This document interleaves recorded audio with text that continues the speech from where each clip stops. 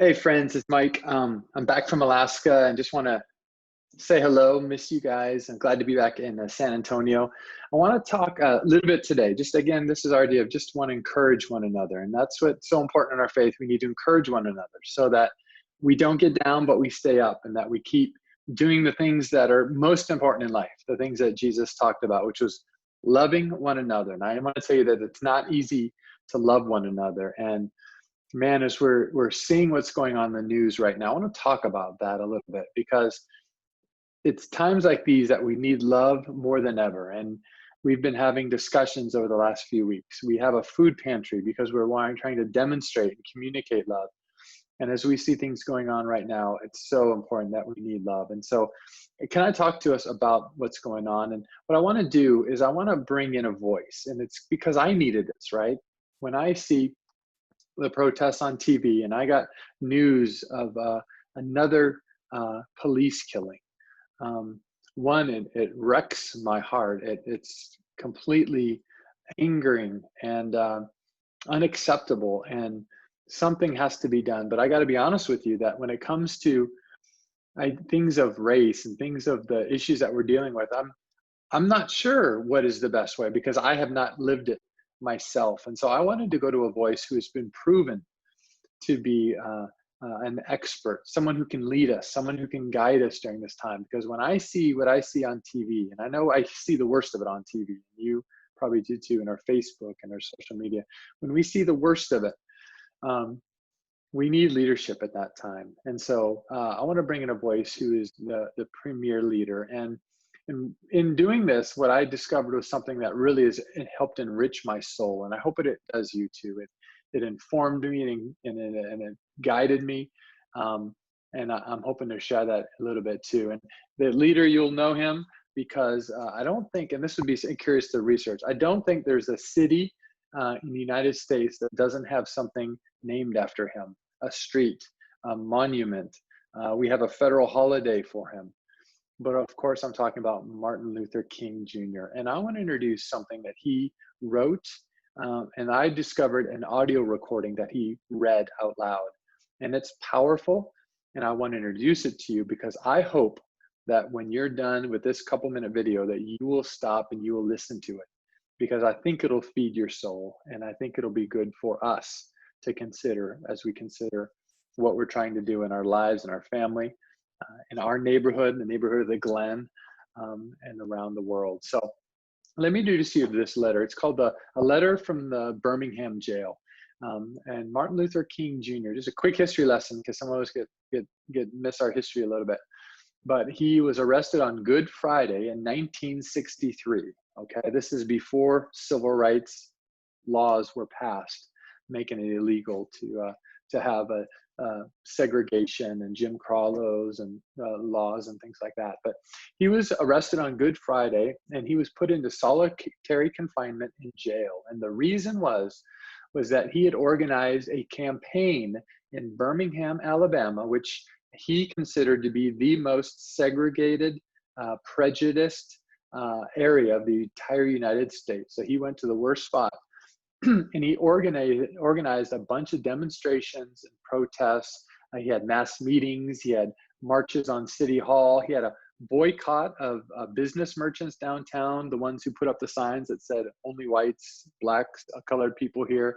And he had a bunch of sit-ins. And so he did this, and it raised such tension and it wasn't violent conflict per se like we're seeing on TV, but it was highly tense, very charged atmosphere. And so the city went to the courts, and what they did was they got an injunction that said you can't have these protests anymore. Well, obviously that's our Constitution says we can protest, because so you can't just say we can't protest just because you don't like the protests or what they're saying. And so Martin Luther King Jr. definitely saw that as an illegal, unjust law. And he says, you know what? I have to keep this protest going. And so he did. And as he suspected, he was jailed because of that. In the worst city and the worst prejudiced area of the United States, he went to jail, really not knowing what was going to come out of that. But in that jail cell, he wrote this letter. And it's more than a letter. It's a sermon. It is powerful. And what he did was he wanted to answer some critics of him, because there were 8 clergymen in particular in Birmingham who kind of made a public statement in the paper that said, you know, we don't like what you're doing. It's unwise and it's untimely. Those were their 2 words.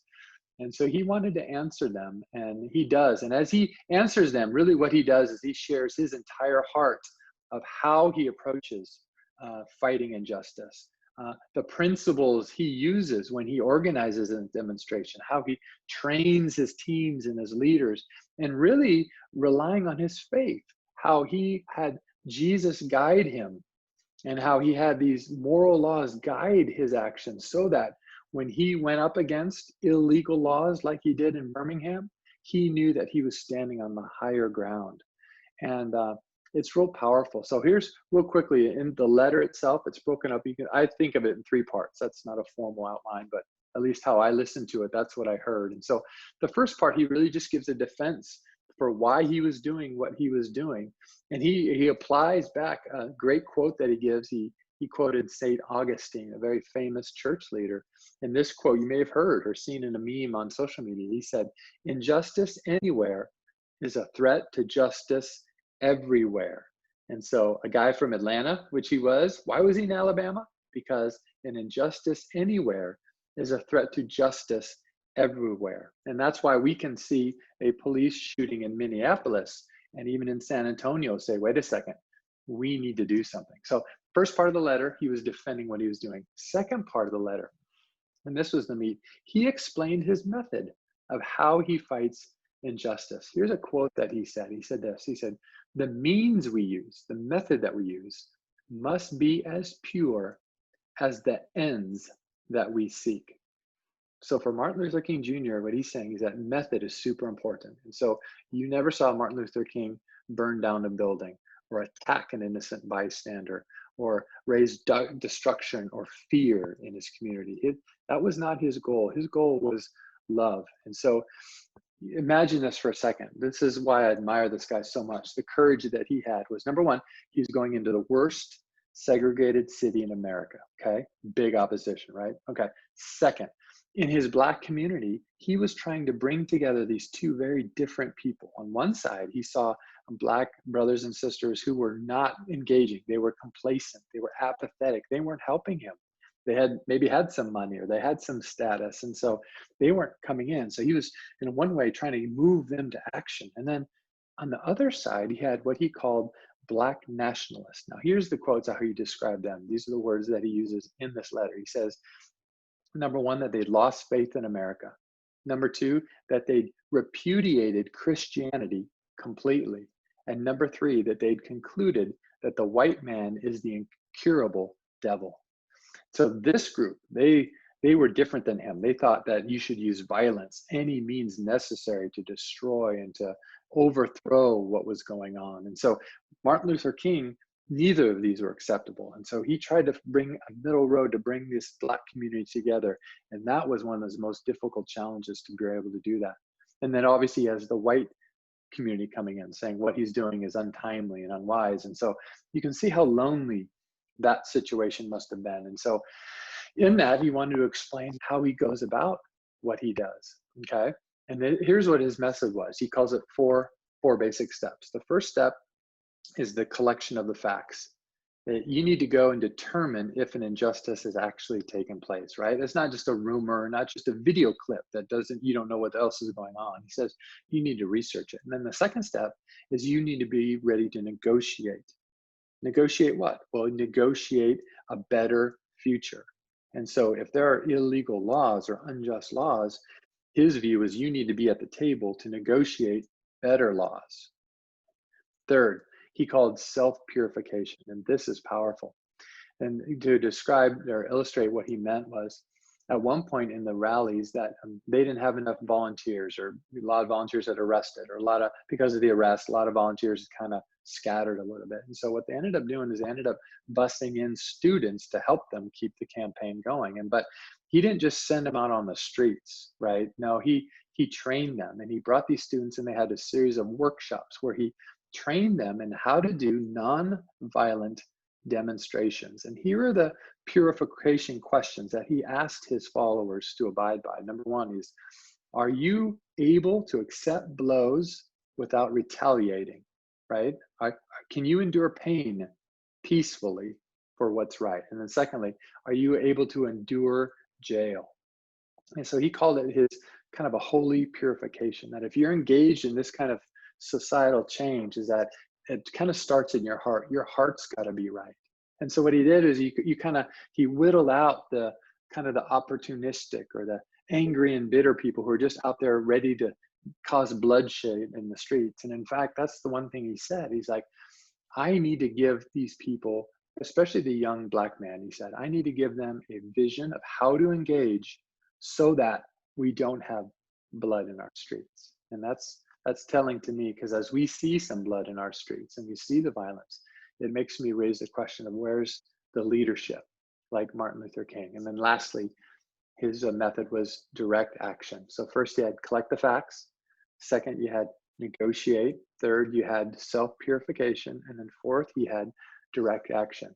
And here's a quote that he said. He says, we have not made a single gain in civil rights without determined, legal, and non-violent pressure. And so what he believed was that as you demonstrate, as you have a peaceful protest or you have a peaceful march, and we all remember the march that he had across the bridge where they had to stare down people with dogs and guns and then hatred. And so what he did is, as you act in that way, you create tension, and that tension in society, what it does is it brings people to the negotiation table, because we want to resolve the tension. We want the crisis to stop, right? And so he used direct action, not to express violence or anger, but to get people to negotiate and to make changes. And so he had a very clear view of how he did it. So a couple of observations, you need to listen to him, but a couple of observations that I saw from him. One is that MLK has something that we need in terms of, he had a very principled approach to this change. And so what he believed was, he believed that the things he were fighting were unjust. And so he had a higher law that was guiding him. For one, he had the law of the Constitution of the United States, which says everyone's equal, right? But then he said he even had a greater, he had the moral law of God, which was even higher. It was a moral and natural law that said that it's not right for humans to oppress one another. And so everything he did, he had this law he felt behind him, helping him and pushing him forward. And so all of his actions were principled, and that's something that we need right now. He also believed that in strong leadership of the organized movement. And so this strong leadership, he believed it started with him. He had to be principled. He had to be tempered. He had to be specific in what he was trying to do. And when you hear him, and I hope you'll get to the end of his talk, it's long, it's 48 minutes, but at the very end, he recounts all of these incredible leaders through history who led in this way. And namely, one of them he names is Jesus, who went and sacrificed himself on the cross. And he did it to lead us in the way of love and to lead us toward change in the kingdom of God. And so because of that vision was so strong in his heart, he had a moral leadership that he could lead from. And that we know, and that's why we have all these roads named after him. That's why we have a national holiday. That's why everyone knows and loves MLK, was that he had that strong example that he was following, and he led from a place of courage. And as we think about our society, we need that. And I want to look at just our neighborhood, the neighborhood of the Glen. The Glen is a neighborhood that has not had a good reputation, right?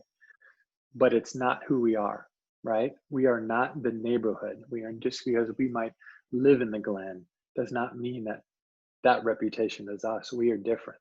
And if you are following Jesus, I want to tell you that you are a child of God, that your value is that you're a son and daughter of God, and that he has both the moral authority and the power and the ability to help you in the same way that he helped Martin Luther King to do incredible things and to bring change. And so for you, the change agent, you could be simply talking about your family. We all could be talking about our streets. But I want to challenge us, and we're looking at this, is to follow MLK's example, follow Jesus's example, and walk the way of love. Who in our neighborhood can we show love to today? Who is racially different than us that we can build a relationship with and talk with and get to know better so that we can establish bridges and friendships that we can, because we're Christians, because we're following Jesus, we can show what community and brotherhood and love really looks like. That's what I think. When we're seeing the news, that's the challenge, and that's the way that God is speaking to us. And if we will do it his way, I'm going to end with this verse, Matthew 7:24 through 25. Here's what Jesus said. Therefore, everyone who hears these words of mine and puts them into practice is like a wise man who built his house on the rock. The rain came down, the streams rose, and the winds blew and beat against the house. Yet it did not fall, because it had its foundation on the rock. There are some challenging times around us, but they don't define us. If we will build our life on Jesus, we will follow his commands and his way of love, we're building on a rock, and we will stand and we will not fall, and we will see God do some incredible, incredible things. So I want to encourage you, if you would, take a listen to Martin Luther King. He says it way better than I do, and I know you'll be very much encouraged. Anyway, I love you guys. Love you very much. Thanks for listening, and we'll see you soon.